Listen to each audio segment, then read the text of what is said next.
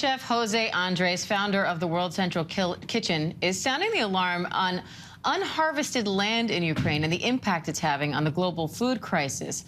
Andres and his organization, World Central Kitchen, have done extensive work in Ukraine and neighboring countries, and he now joins us live from Spain with more on this. Chef, thank you again for being on. We've kind of followed you throughout this journey, and I want to talk about your work in Ukraine. But first, I want to talk about this warning that you're issuing now, because Ukraine is known as Europe's breadbasket.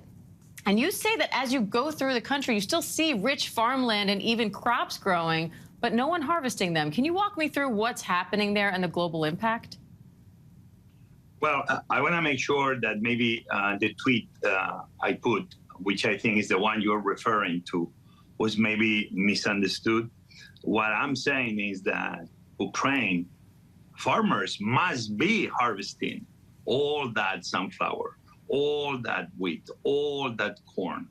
Because let's make one thing clear. Ukraine is obviously under attack, but the entire society is joining forces and everybody is doing what they have to do.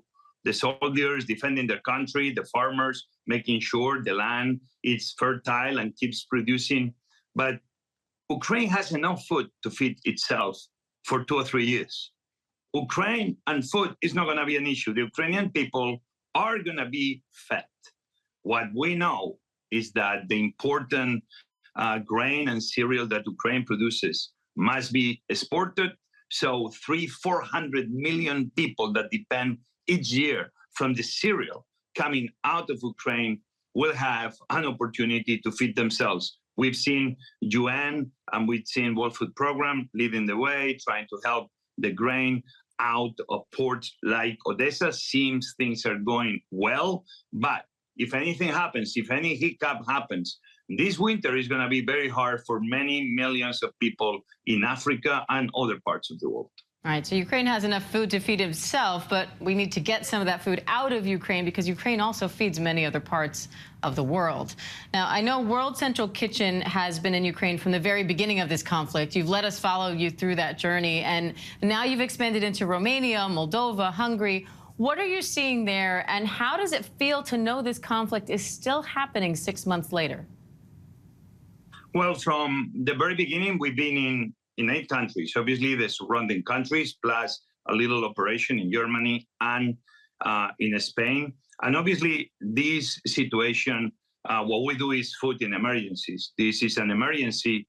And what World Central Kitchen does is just cover the gap, the short-term needs until the mayors, the cities, the regions, the countries can take care of the food itself.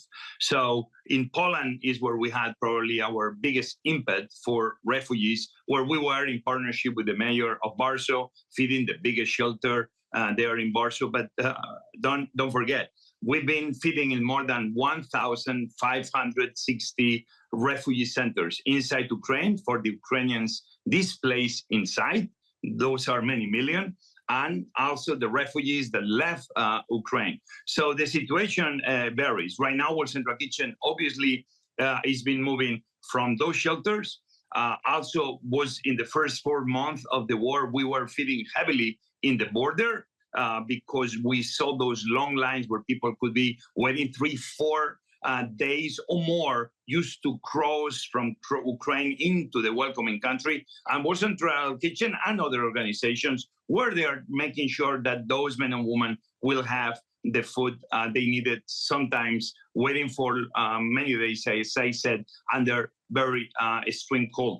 And at the same time, World Central Kitchen, what was doing is bringing hand meals to the many places that had no gas, no electricity, no supermarkets, no banks, because the entire infrastructure was damaged. At one moment, we were doing over 500,000 meals a day. Right now, today, we moved down on that number. We are doing roughly over 100,000 hot meals a day, very strategically given.